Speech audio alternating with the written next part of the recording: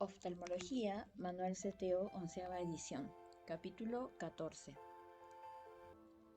Traumatismos oculares, orientación MIR, tema accesorio ocasionalmente preguntado en los últimos años, especialmente la fractura orbitaria. Los traumatismos oculares constituyen una causa muy frecuente de consulta oftalmológica. Por su variedad y complejidad, exceden del propósito de esta obra, por lo que se van a describir de forma escueta los cuadros clínicos más importantes para el médico general. Hiposfagma consiste en el sangrado subconjuntival, figura 1. Puede ser postraumático, pero generalmente se relaciona con una subida de tensión arterial o con una maniobra de Valsalva. No suele precisar tratamiento, tan solo medir la presión arterial y en caso de encontrarse en tratamiento con anticoagulantes, medir el INR. Figura 1, hiposfagma en ojo izquierdo. Erosión córneo-conjuntival. Son muy frecuentes y pueden estar causadas por cualquier objeto imaginable.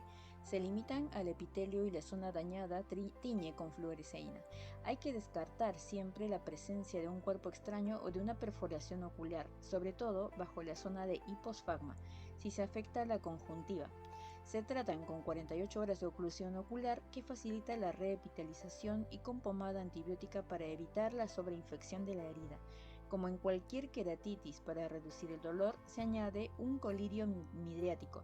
Si el agente que ha producido la lesión es un agente sucio, estaría contraindicada la oclusión. Cuerpo extraño corneal o conjuntival. Se trata generalmente de pequeñas motas enclavadas superficialmente, pero la repercusión ocular dependerá del tamaño, de la naturaleza y de la localización del cuerpo extraño. Por ello, hay que descartar siempre una posible perforación ocular. El plástico, el cristal o el acero se toleran bien, sin gran reacción inflamatoria, pero el hierro y el cobre dejan un halo de óxido que hay que intentar eliminar. El tratamiento consiste en la extracción del cuerpo extraño con una torunda, una aguja o un electroimán, pomada de antibiótico y oclusión. Estallido ocular. Pérdida de todas las estructuras oculares. Perforación ocular. Puerta de entrada y salida o traumatismo penetrante, solo puerta de entrada. Ante este evento muy grave, el médico general ha de enviar inmediatamente al paciente a un oftalmólogo sin tocar ni poner nada en el ojo. Debe sospecharse ante la desaparición de la cámara anterior o atalamia.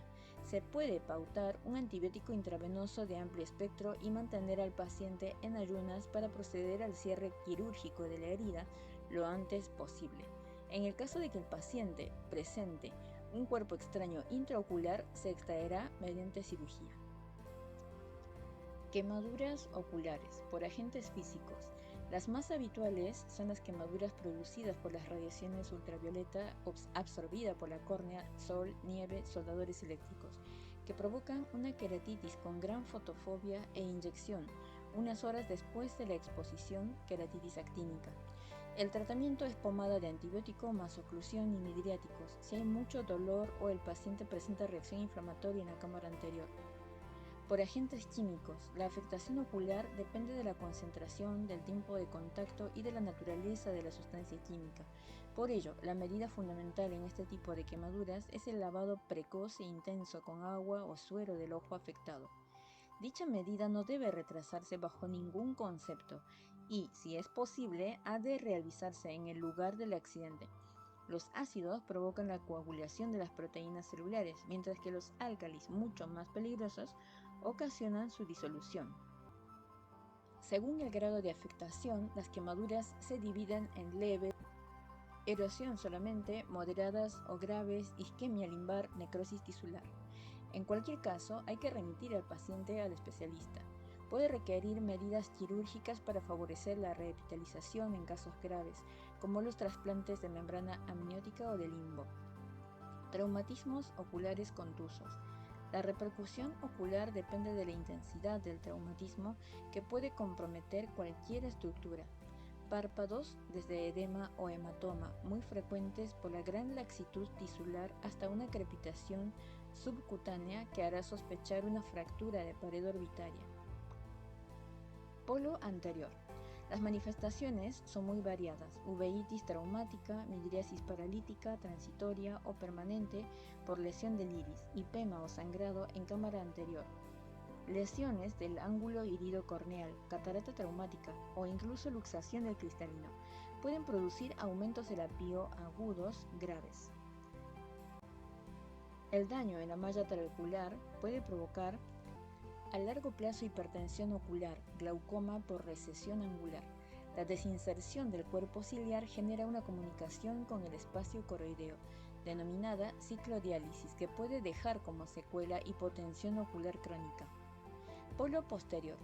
Suelen aparecer en traumatismos graves y su gravedad la determinan la afectación macular y la del nervio óptico.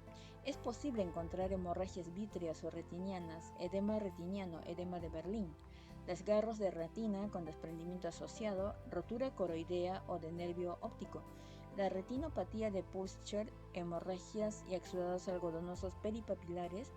Se puede ver tras traumatismos torácicos o de huesos largos y se debe a microembolismos de aire o grasa.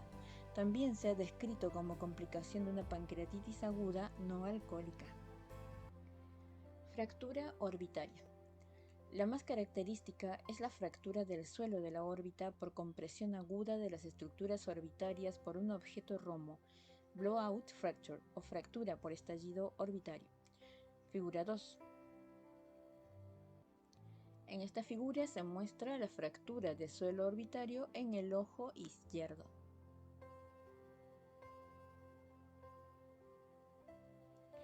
El suelo se fractura, se hernia el contenido orbitario al seno maxilar produciendo enoftalmos, limitación de los movimientos oculares con diplopía. Al quedar atrapado el recto inferior, se produce una limitación en la elevación del ojo que da lugar a diplopía, especialmente marcada en la mirada superior. Y neumoórbita con crepitación subcutánea. Figuras 3 y figura 4. Figura 4 muestra la fractura de suelo orbitario. Esta es una TC orbitaria. Se puede apreciar el atrapamiento del músculo recto inferior en la fractura.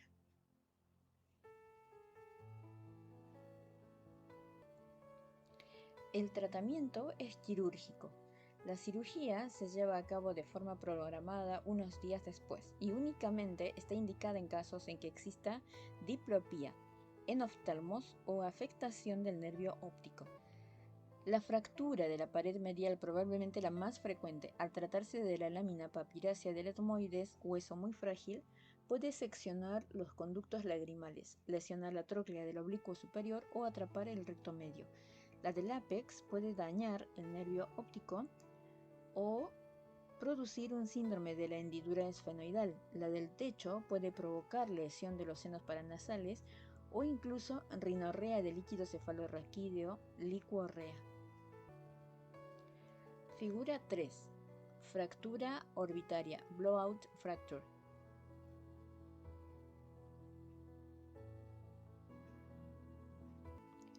Recuerda, la fractura orbitaria más frecuente es la medial, mientras que la más característica es la del suelo. Ideas clave. La presencia de sangre subconjuntival se conoce como hiposferma, es asintomática, banal y no requiere tratamiento ocular, pero obliga a descartar que la tensión arterial del paciente no esté controlada. El contacto de cáusticos con la superficie ocular obliga al lavado ocular abundante con suero o agua, lo más rápidamente posible. Una perforación ocular se sospecha ante hipotonía o atalamia en paciente que ha sufrido un traumatismo ocular. Debe ser enviado al oftalmólogo sin instilar ningún colirio con antibiótico intravenoso y en ayunas para no demorar su cierre quirúrgico. La fractura del suelo orbitario o blowout cursa con enoftalmos y limitación de la mirada vertical por atrapamiento del recto inferior, típicamente tras impacto contuso, pelota de tenis, puñetazo. Casos clínicos. Paciente que trabaja con la radial. Refiere desde ayer molestias en el ojo derecho. Señala la opción terapéutica más recomendable. 1. Quitar el cuerpo extraño y aplicar pomada antibiótica. 2. Quitar el cuerpo extraño, aplicar pomada antibiótica y miótico. 3. Quitar el cuerpo extraño, aplicar pomada antibiótica y tapar el ojo. 4. Quitar el cuerpo extraño, aplicar pomada antibiótica. Es preferible no tapar por el alto riesgo de infección.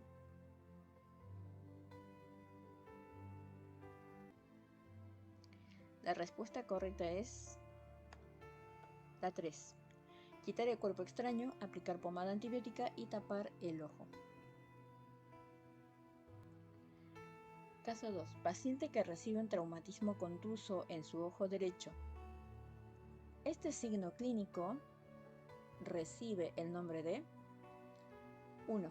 Hemorragia intraestromal. 2. Hiposfagma. 3. Hipema. 4. Hemovitrio. La respuesta correcta es